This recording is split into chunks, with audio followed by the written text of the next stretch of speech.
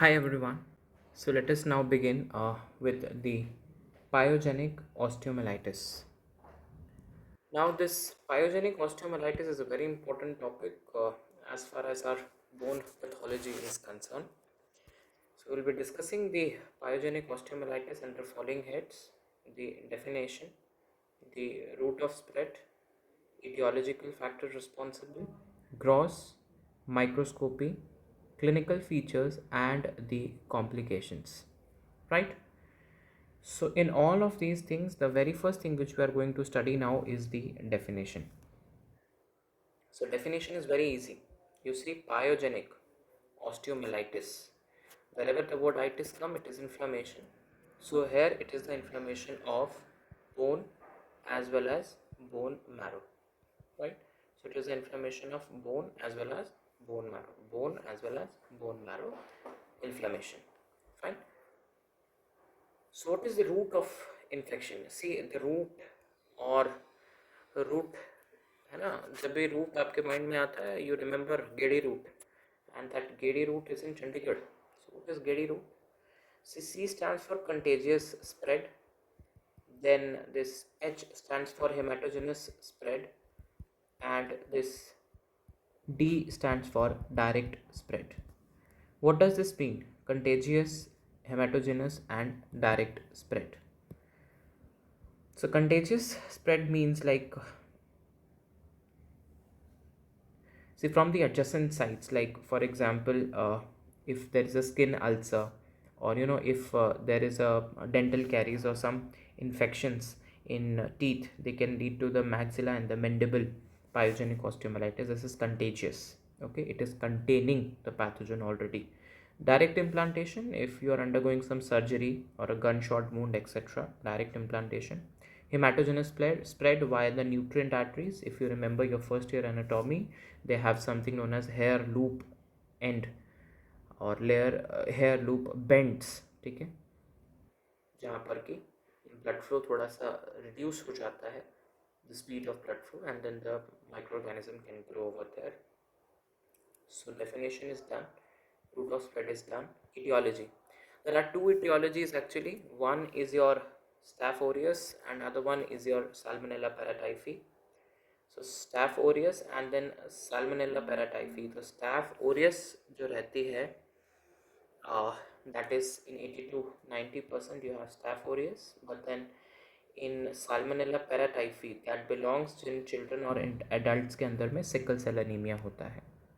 So if I quickly revise it for you, I have told you that Staphylococcus aureus responsible for 80 to 90% of cases, and then in children and then adolescents which are affected by sickle cell disease or sickle cell anemia, Salmonella paratyphi is the most common organism. If you see for gross we will be watching in three parts. First, it is focused onto the normal bone. थोड़ा सा distorted diagram है, but then it's very simple and easy to understand. Fine. So in this bone, I have tried to show you this skin. This is the skin part. This is the articular cartilage. Then this portion basically is your cortex, which I have symbolized by C. Cortex. Then this blue colored one is your epiphysis. This yellow are your bone marrow space, and inside this is your medulla actually. So inside the medulla, what you can see osteoblast and the blood vessels. Okay, so this is something very important. Okay, so skin, articular cartilage, then this blue one is your epiphysis, then this is the cortex along with the bone marrow, and in this medulla you can see the epiphysis, osteoclast and the blood vessel. So if you know the normal, now what is the abnormal pathology which you can see in the pyogenic osteomyelitis? The very first and the very important thing you will be watching is, see if it is an acute inflammation or chronic. So if it is acute inflammation, you will be watching the polymorphonuclear cells, right? But if it is a chronic inflammation, you are going to see plasma cells, monocytes, lymphocytes, and for the repair purpose, you will be watching fibroblast and the granulation tissue. So this is the chief change which you will be watching in In gross, what you will be watching is, see, we divide the gross into two parts. One, अगर आपका ये acute case है और ये अगर ये chronic case है. See, acute and chronic, they do not have a clear demarcation. So if the question comes on acute pyogenic osteomyelitis, you can write chronic also. Okay. So generally the acute चीज़ों में आप लोग क्या देखते हैं? One is your abscess formation which you are going to see, right? And other one is your reactive woven bone. Okay, reactive woven bone. Okay.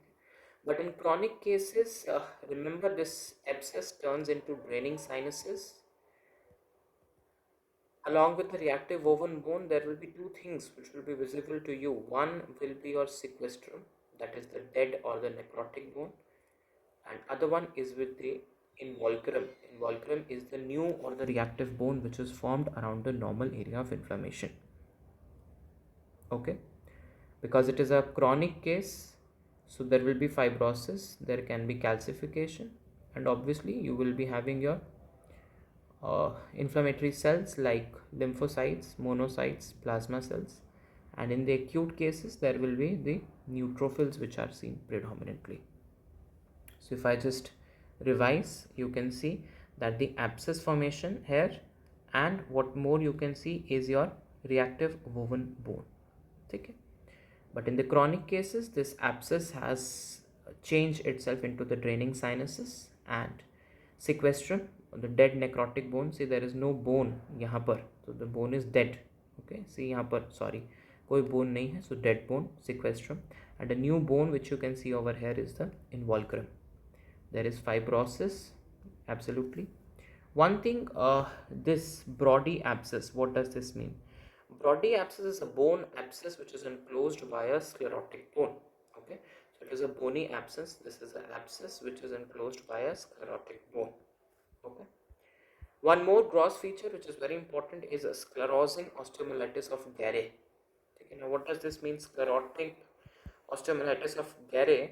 Remember, when the normal bone is going to get surrounded by the osteomyelitic bone, the normal bone, it is going to get surrounded by the osteomyelitic bone, that you known as sclerosing osteomyelitis of Guérin. Okay, so there are 3-4 things which are very important, you know, sequestrum, involucrum, Brody abscess, sclerosing osteomyelitis of Guérin. These are very important. So this was about the gross. What are the things on microscopy? I've already discussed. What are the things on clinical features? Remember, this is myelitis, bone pain, fever, redness, etc. etc. What can be the complications? This can come to you as a brief answer question also, that what are the different complications. It can go inside the blood, then there will be septicemia. Remember, it can lead to arthritis. It can go inside the joints to cause the arthritis. 1-2 very important things which one cannot even imagine. These are squamous cell carcinoma and the amyloidosis.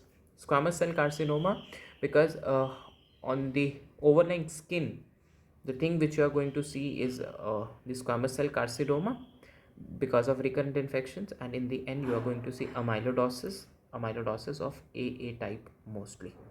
Okay, so the complications, if you talk about your pyogenic osteomyelitis,